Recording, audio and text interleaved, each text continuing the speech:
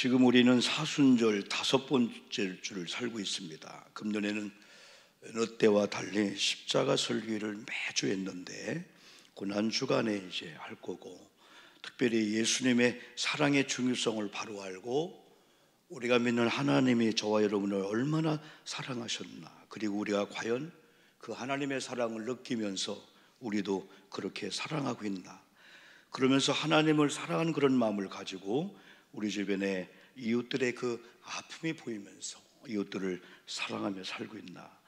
여러분, 지난 금요일 날 강도 만난 자 이웃의 예화를 들면서 주님께서 율법사는 우리 이웃이 누굽니까? 마치 항변하듯이, 그러나 예수님은 누가 강도 만난 자 이웃이냐, 이 질문이 율법사의 질문보다 더 아주 뭐랄까요, 구체적인 질문인 것 같아요. 누가 우리 이웃입니까? 물어본 율법사에게 누가 강도 만난 자 이웃이냐. 여러분, 우리 주변에 강도 만난 것처럼 아파하고 있는 성도가, 이런 사람들이 많다고 하는 그 사실 속에서 내가 그들의 이웃이 될 수는 없는가. 우리가 사순절에 그런 쪽이 곧 십자가 사랑이고 주님의 사랑이라고 볼 수 있기에 그 점을 많이 강조했습니다. 여러분, 지금 우리가 살고 있는 시대는 최첨단의 시대를 넘어 AI 인공 시대라고 합니다. 몇 번 언급했지만은 이미 로봇이 음식을 날려다 주고 의사 대신 수술도 하는 시대입니다. 어떤 사람은 앞으로 AI 진공 시대가 되면, 인공지능 시대가 되면은 경찰관, 소방관, 교도관, 또 우리 주변에 많은 그 인권, 일들이 여러분 로봇으로 대체할 것이라는 의문을 제기하기도 합니다. 이미 한 대학생이 교수님의 시험을 챗GPT를 통해서 제출하여 A++를 맞았다는 이야기도 우리는 들었습니다. 이제는 학교 당국이나 교수님들이 시험을 출제하면서 이것은 챗을 통해서 답을 냈다라고 하는 것을 막기 위한 프로그램을 만드는데 지금 힘을 쓴다고 합니다. 목사님들이 이런 GPT에 부탁하면 멋진 설교를 준비해 줄 수 있다고도 합니다. 물론 인간의 영적 세계와 정신 세계는 대체할 수 없겠지만 그렇습니다. 지금 우리 교회 안에 전파가 흐르고 있습니다. 장파, 단파, 전기, 가스, 인터넷 힘이 얼마나 위대한지요. 이 마이크가 증폭해서 여러분에게 스피커를 통해서 울려옵니다. 만약에 지금 이 시간에 전기가 아니면 인터넷이 여러분 이 소리가 스톱된다면 어떤 여러분 현상이 일어날까요? 끔찍한 현상입니다. 여러분들이 비행기를 타고 1시간 혹은 5시간 동남아 혹은 미국이나 유럽 12시간, 14시간, 최소한도 1만 피트 이상의 하늘을 날아갑니다. KTX 기차가 400km, 500km 이상의 속도로 철로 레일을 달려갑니다. 우리가 또 자동차를 이용해서 적당한 속도로 질주합니다. 신기합니다. 그러나 수많은 전자장치 중 한 개만 이상이 난다면 어떤 현상이 일어날까요? 역시 생각만 해도 끔찍합니다. 지금 그러면서 많은 사람들은 최첨단의 시대 속에서 오히려 예전보다 더 큰 문제 위협을 느끼면서 문제가 많은 시대를 살고 있다고 합니다. 어떤 경우는 불가항력적인 사건들, 예측 불허의 사건들이 우리 주변에 가까이 너무나 많이 일어나고 있기 때문에 그렇습니다. 여러분, 질병의 종류는 왜 이렇게 많을까요? 우리가 어릴 때 질병의 종류는 손꼽을 정도였습니다. 그러나 지금은 상상할 수 없을 정도로 그만큼 치료의 약이 나오면 나올수록 마치 질병이 피해가듯 또 새로운 또한 희귀성 이런 질병들이 많이 나오고 있습니다. 사고는 왜 이렇게 많습니까? 죽음의 형태도 다양합니다. 수명을 다하여 돌아가시는 분 근간에 많이 조문했습니다. 감기와 독감으로 돌아가신 분이 1년에 4,5천 명이 됩니다. 스스로 목숨을 끊어 죽는 사람이 하루에 평균 33명, 한 달에 한 1,000명, 1년이면 1만 2천 명이 됩니다. 기타 교통사고 외에 얼마나 많은 사고 숫자를 낸다면은 상상도 못할 겁니다. 그러면 지금 전 세계, 우리나라뿐 아니라 전 세계는 인구 절벽의 시대를 맞이했는데 우리나라가 OECD 국가 중에서 최하위입니다. 이제는 한 명 시대가 아니고 0.73으로 떨어졌습니다. 앞으로 몇십 년 되면은 우리나라가 5,500만 명의 인구 속에서 3,600만 정도로 떨어지면은 어지간한 작은 도시는 소멸된다고 합니다. 지금 부산이나 인천도 언젠가 이제 바다 수면에 올라갈 것을 대비해서 지금부터 30년, 50년, 100년 대계해서 여러분 수중 도시를 연구하고 있다고 합니다. 이런 노인 시대와 고령 사회, 부양 가족이 줄어드는 문제가 또한 심각한 문제로 우리나라뿐 아니라 전 세계가 지금 닥쳐 있습니다. 제가 사회복지를 공부하며 절감한 내용이었는데요, 저출산 문제와 초고령 사회 진입에 대해서 출산율 아까 말씀드린 대로 제가 공부할 때만 해도 0.78이었습니다. 그러나 근간에 0.73으로 떨어졌습니다. 전 인구 중 65세 인구를 노인으로 볼 때 세 가지 사회가 있습니다. 하나는 고령화 사회, 이 고령 사회, 초고령 사회입니다. 이 고령화 사회는 2000년도 7.2%, 65세 되는 분이 전 인구의 7.2%, 약 한 350에서 400만 정도. 고령 사회는 2017년 14.02%, 2배로 늘어났습니다. 700여만의 65세 되는 이상 되는 노인들이 우리나라에 지금 살고 계십니다.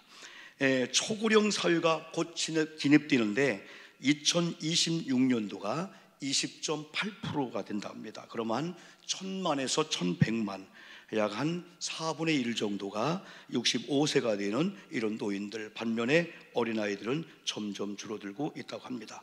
여러분, 놀라운 것은 이 고령화 시대에서, 고령화 사회, 다시 말하면 7.2%, 350여만의 이런 65세 이상 되는 노인들에게서 여러분 고령 사회로 진입되는 시간이 17년 걸렸다고 합니다. 일본은 24년, 미국은 67년 걸렸습니다. 우리나라가 그렇게 급속도로 고령화되고 있다는 거죠. 또 고령 사회에서 초고령 사회 2026년쯤 되는데 한 9년 정도를 잡고 있다고 합니다. 일본은 12년, 미국은 한 21년을 잡고 있습니다. 반면에 더 큰 문제는 부양률이 줄어들어서 부모 시대에 이제 부양할 수 있는 자녀가 없어지는 그런 시대가 온다고 합니다. 그런데 국민일보를 보니까 특히 중풍 등 만성 질환으로 인한 장기 요양 보호를 필요로 하는 노인이 급증하겠다는 점과 이에 대한 사회적 대책 마련이 시급하다는 사실입니다. 인구의 그 고령화와 저출산율은 이건 어느 개인이 해결할 수 있는 게 아니라는 거죠. 이건 전 세계적인 추세이고 우리나라의 경우는 너무 급속도로 빠르게 저출산율과 이 고령화 사회 진입을 하고 있다고 합니다. 여러분, 그만큼 노인 수반의 문제는 개인의 문제가 아니라 사회적인 문제로 우리 지자체가, 또 대한민국의 대통령이, 우리가 서로 하나가 되어서 밀어줘서 이런 위기를 대처하지 아니하면은 지금 우리끼리 싸울 때가 아닌 것 같아요. 우리끼리 여러분 도토리 키재기 하듯이 크다 작다 네 거 내 거 그때가 아닌 것 같아요. 인류 전체가 다 소멸될 거냐, 우리나라 한 도시가, 우리나라가 같이 위기를 만날 거냐, 그렇지 않을 거야 하나에 대해서는 하나가 되는 이런 국민의 이게 중요합니다. 여러분, 최근에 OECD 국가 중 행복지수 통계를 낸 게 여러분 나왔어요. 제가 한번 좀 캡처를 했습니다. 대한민국이 세계 국가 경쟁력 여러분 10위권 안에 들어와요. 전 세계 나라 중에서 170몇 나라 중에서 10위권, 8위권, 막 7위, 6위권까지 가려고 해요. 그런데 행복지수를 한번 조사했더니 137개국 중에서 57위를 합니다. 이건 아예 하위권이라고 합니다. 핀란드, 덴마크, 아이슬란드, 북유럽 국가들 중에 핀란드는 6년 연속 1위를 합니다. 행복지수, 이건 국민들을 물어봤더니 행복합니다 라고 하는 이 프로스가 전 세계에서 핀란드가 제일 많고, 그 다음에 덴마크, 아이슬란드, 북유럽 국가들을 합니다. 일본은 한국보다 좀 높은 47위, 태국이나 중국, 인도 등은 한국보다 훨씬 낮다고 합니다. 자, 이런 여러분 문제 앞에서 어떻게 해야 될까요? 여러분, 우리가 처한 상황을 잘 파악해야 되는데 녹록지 않습니다. 만만치 않습니다. 제가 교행정 목회라는 책을 또 공부하면서 다시 한번 인용했는데, 목회, 우리 교회와 이 상황은 떨어질 수가 없습니다. 아까 얘기한 이 상황들이 우리 상황이에요. 우리가 교회가 존재하고 있는 이 상황들, 목사님 목회하는 이 상황은 교인들 설교만 하는 게 아니고 이런 문제 속에서 허우적거리고 있는 많은 사람들, 힘들고 삶에 지쳐 포기하려고 하는 많은 사람들에게 어떻게 저들을 이 길로 인도할까? 이 상황, 그래서 상황을 우리 정확히 더 알아야 한다는 거예요. 제가 또 상황을 좀 얘기하면은 지금 갈등과 위기와 혼돈이라고 하는 이 상황이 우리 주변에 가까이 왔답니다. 이 갈등도 계층 간의 갈등, 혹은 서로 분열하는 거, 그중에 성차별들, 이 위기는 죽음의 위기가 제일 크고 그 다음에 인구, 식량, 자원의 이 문제를 합니다. 이 혼돈은 가치관의 혼돈이 오는 겁니다. 내가 누군지 모르는 거예요. 너가 누군지 몰라요. 아내를 몰라요. 남편을 몰라요. 아이들이 선생님을 몰라요. 다 서로 모르는 가치관의 혼돈, 이상한 가치관이 되어가지고 혼돈 시대 속에 있다고 합니다. 도덕적인 혼돈이라든가 우리가 복면하고 있는 환경의 오염과 환경의 문제는 또 엄청난 갈등이며 우리 상황이 그렇다고 합니다. 중요한 게 교회와 우리 성도님들이 이런 상황 속에서 어떻게 신앙생활을 해야 되고 우리의 미션과 우리의 사명은 무엇일까? 이게 풀어야 할 숙제입니다. 이건 누가 만들어 놓고 우리가 따라가는 게 아니고 새 가족이 우리 교회에 오셨으면은 같이 또 이 거룩한 차를 타고 같이 이 마차를 타고 같이 우리가 또 응원도 하고 끌기도 하고 밀기도 그래 하나의 공동체를 만들어 가야 될 함께하는 이 숙제가 여러분 있습니다. 그 중에 중요한 것은 우리는 성경으로 돌아가야 한답니다. 영적인 사람들만이 아니고 우리는 아무리 AI 인공지능 시대가 온다 할지라도 영적인 부분을 타치를 못해요. 하나님께서 인간을 창조한 이 영적인 부분을, 왜? 인간은 동물과 달리 영적인 존재입니다. 육의 세계, 정신의 세계를 넘어서 영적인 이 세계에 있습니다. 하나님의 창조의 원리대로 우리가 살아야 됩니다. 하나님의 창조의 원리는 영혼이 정신 세계를, 육의 세계를 잘 지배하고 다스리게 만듭니다. 이 창조의 질서가 무너지면은 정신이 영을 다스립니다. 창조의 질서가 무너지면은 육의 세계가 정신계통을 다스리면 짐승 같은 현상이 됩니다. 여러분, 짐승 같은 이런 우리의 상황이 될 수밖에 없습니다. 하나님의 창조의 원리 우리가 다시 한번 정리합니다. 창세기 1장 1절, 태초에 하나님이 천지를 창조하시니라. 창세기 1장 27절, 하나님이 천지를 창조하실 때 마지막 날 자기 형상 곧 하나님의 형상대로 사람을 창조하셨는데 남자와 여자를 창조하셨다. 창세기 1장 31절은 하나님께서 심히 보시기에 좋아하셨더라. 창세기 1장 28절, 하나님이 창조한 그들에게 첫 번째 한 개 복을 주시며 그들에게 이르시되 생육하고, 따라합시다, 생육하고 번성하여 땅에 충만하라, 땅을 정복하라, 모든 생물을 다스리라. 상상도 못하는 이런 권세를 영적인 인간들에게 준 거예요. 하나님이 창조한 다음에, 하나님 우리를 낳은 다음에, 창조한 다음에 우리에게 상상도 못하는 이런 다스림의 권세, 정복하는 거, 땅에 충만한 거, 번성, 생육하는 이 다스리고 지배하고 하는 이런 권세를 이미 우리에게 줬는데 죄가 그만 이 모든 걸 상실하게 만들었습니다. 그러므로 우리 믿음의 사람들은 모든 문제의 배후에 사람이 아니고 모든 문제의 배후에 영적인 악한 영들이 죄를 통해서 하고 있다는 알 때, 여러분에게 돈이 나가는 문제가 오든 건강이 나가는 문제가 오든 여러분 어떤 문제가 올 때 우리가 바로 보고 해결 방안을 나갈 수가 있어요. 여러분, 이 죄가 얼마나 무서운지 로마서 6장 23절 한번 화면 보고 읽어볼까요? 시작. 죄의 삭은 사망이랍니다. 하나님의 은사는 그리스도 예수 우리 주 안에 있는 영생이라. 여러분, 죄의 삭은 사망이지만은 예수를 믿음으로 말미암아 하나님의 은혜가 여러분에게 임한 줄 믿습니다. 하나님의 은사는 그리스도 예수 우리 주 안에 있는 영생이기 때문에 여러분 더 이상 사망의 사람이 아니고 영생의 사람이 된 줄 믿습니다. 그러나 우리 주변에 불완전한 삶을 사는 사람이 너무 많아요. 왜 사람이 불완전한 이유가 되고 그렇게 살까요? 원래 인간은 에덴에서 행복하도록 완전한 인간으로 창조했습니다. 행복하도록 하나님의 권세와 능력을 가지고 즐기며 살도록 에덴이라는 행복도시를 만들어줬습니다. 그러나 아까 말한 대로 죄를 지음으로 다 잃어버리고 악한 영들의 이런 지배와 다스림을 받기 때문에 인간의 지위도 다 상실하고 비굴하고 비겁한 삶을 살 수밖에 없습니다. 문제는 죄입니다. 이 죄의 문제를 해결해야 되는데 인간이 아무리 노력을 해도 죄의 문제를 해결하지 않으면 마치 수렁에 빠진 사람처럼, 정글의 늪에 빠진 사람처럼 늪은 살아보려고 발버둥을 치면 더 빠진다는 겁니다. 차라리 가만히 있고 소리를 지르는 게 낫다는 겁니다. 더 깊숙이 빠져들어가는 죽음의 늪처럼 되어고 만다는 겁니다. 여러분, 인간의 죄의 문제를 사람이 해결할 수가 없어서 지난번에 우리는 정말 복음 중에 복음이라고 할 수 있는, 어떻게 보면 사형리를 우리 세 가지 공부를 했어요. 사형리.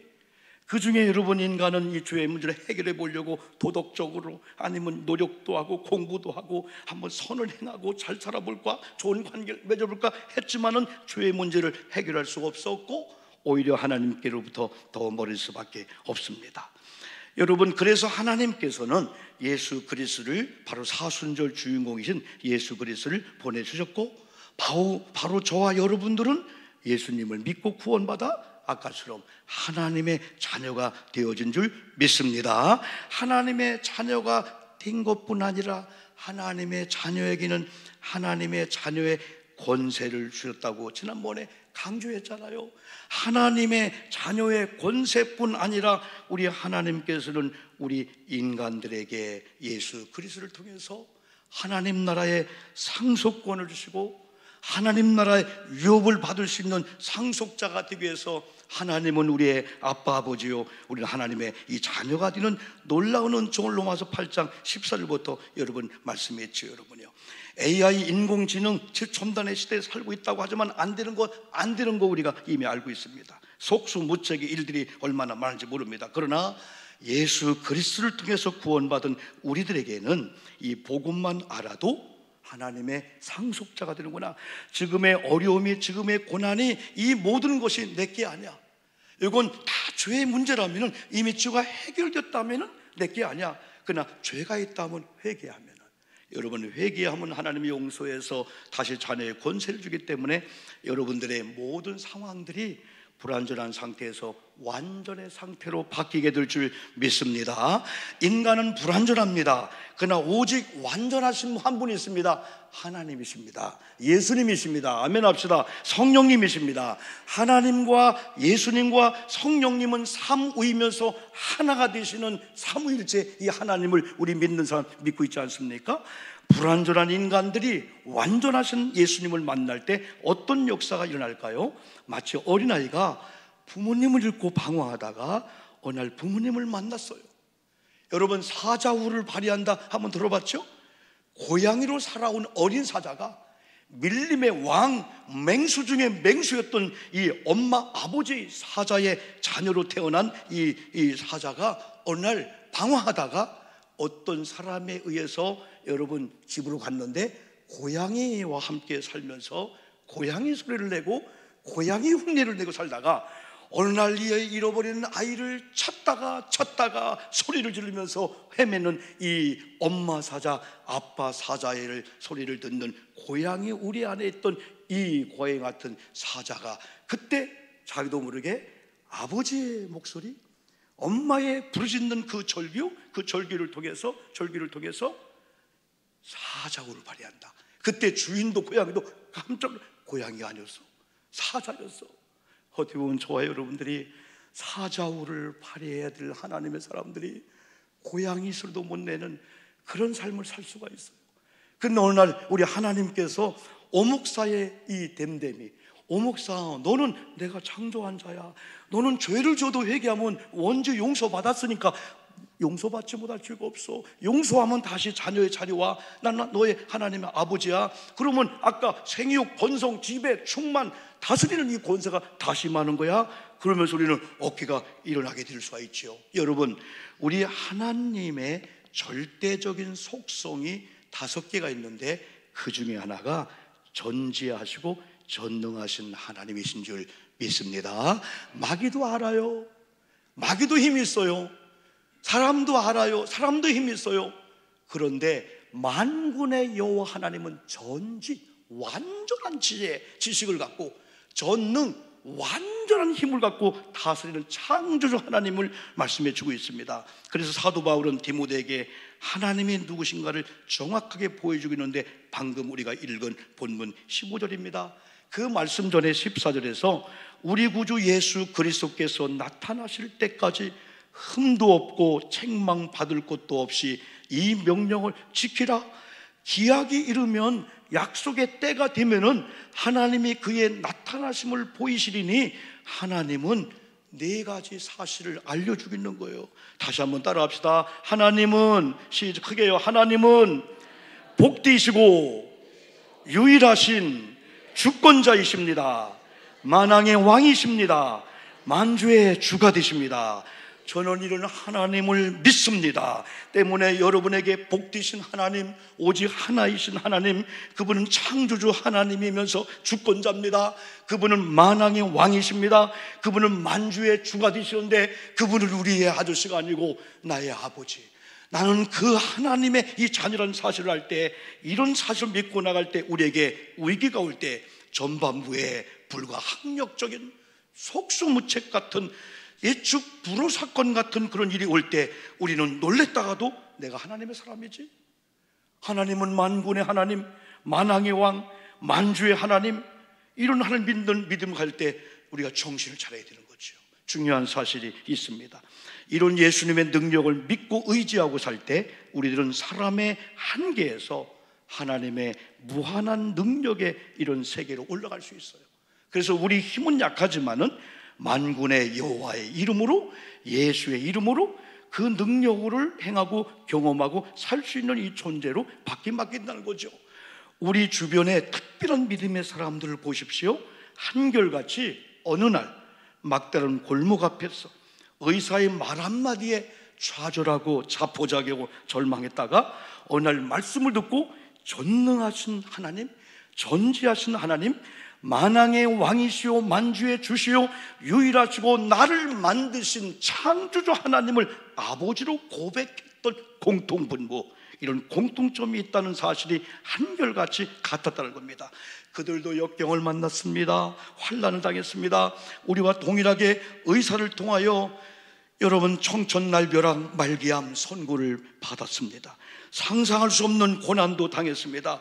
상상할 수 없는 돈이 1억이 아니고 3억이, 5억이, 10억이 나가고 여러분 빚을 지는 가운데 어려움을 당하게 됐습니다. 전에 말씀드렸던 대로 조엘이라는 청년, 이선 교수, 아무리 생각해도 근간에 자꾸 여러분 뉴스에서 우리 인터넷에서 띄웁니다. 이들이요. 왜? 조엘이라는 청년은 태어나면서 얼마 안 됐는데 25톤 트럭에 의해서 여러분 교통사고 나서 완전히 온몸이 화상.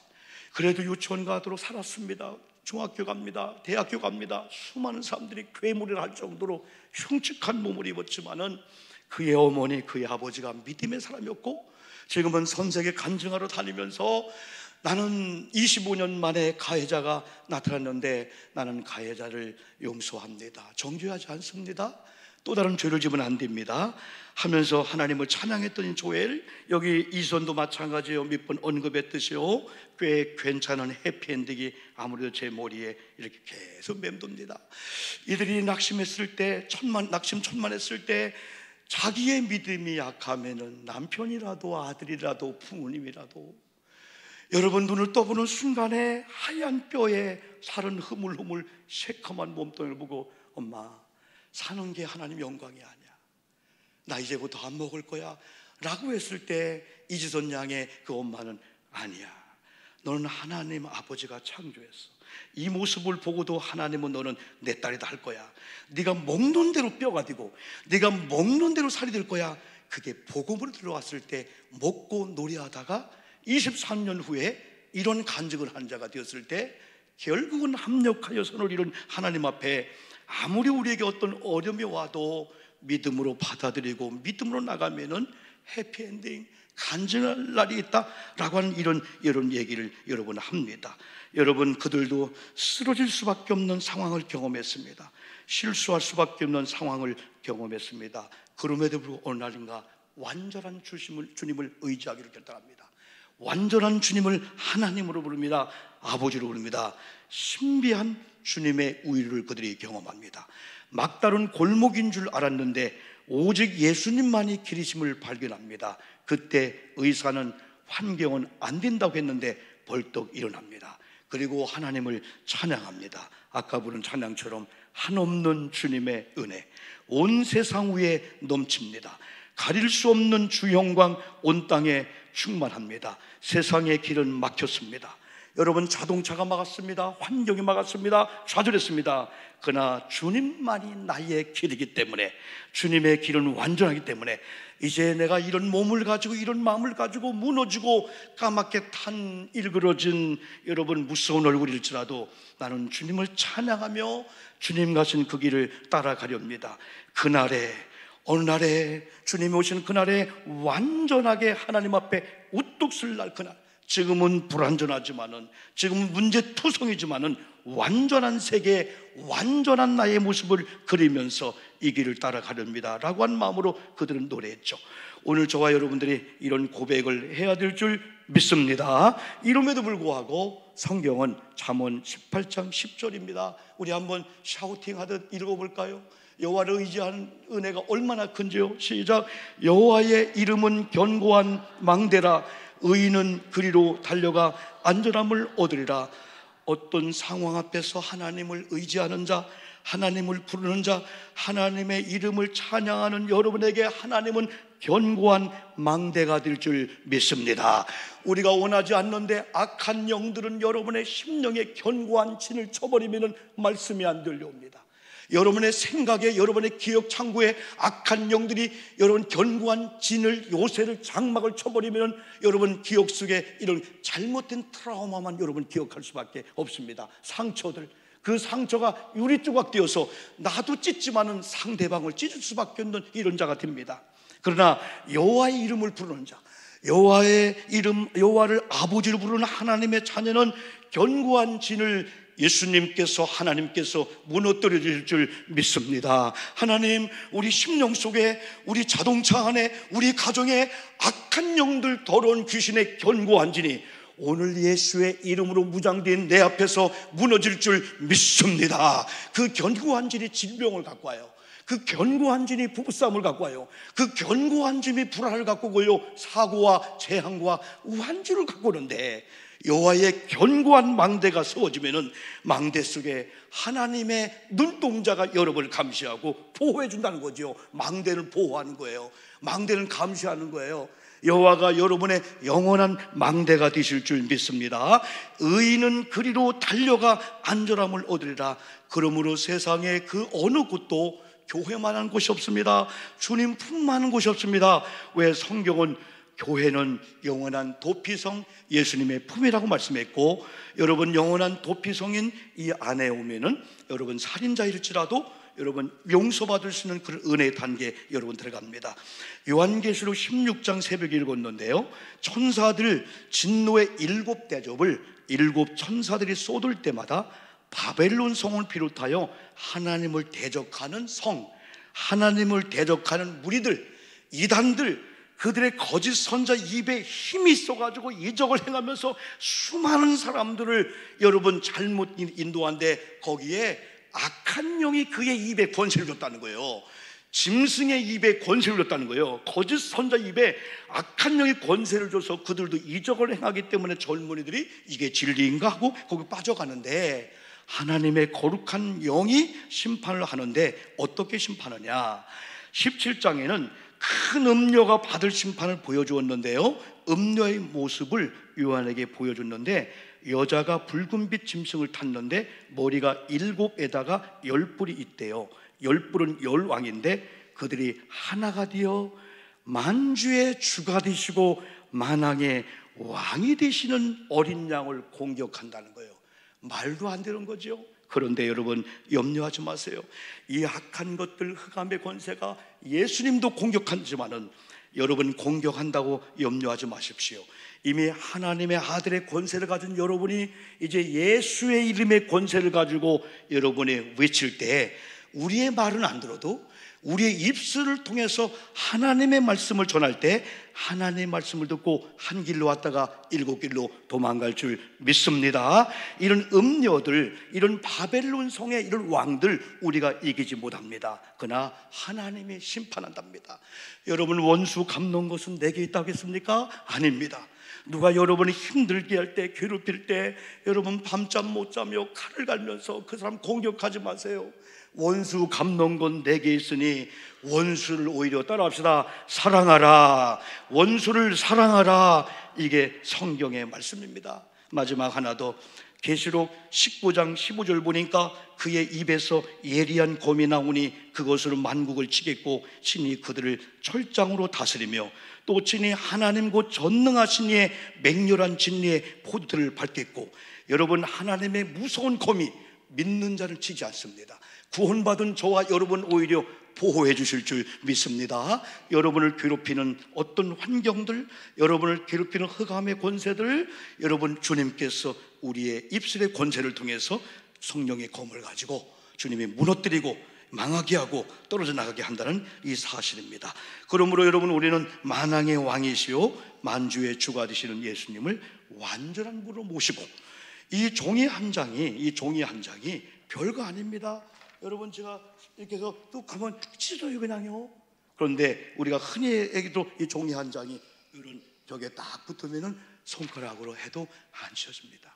불완전한 우리가 완전한 예수님 붙잡히고 우리가 그분을 붙잡고 그분에게 붙어있기만 하면은 여러분 완전한 자 같은 삶을 살게 될 줄 믿습니다. 한 주간도 기죽지 마시고 어깨를 여러분 들고 여러분 당당하게 멋있게 주님의 이름의 권세를 가지고 여러분 사시기를 주님의 이름으로 축복합니다. 1, 2분 동안만 기도하겠습니다.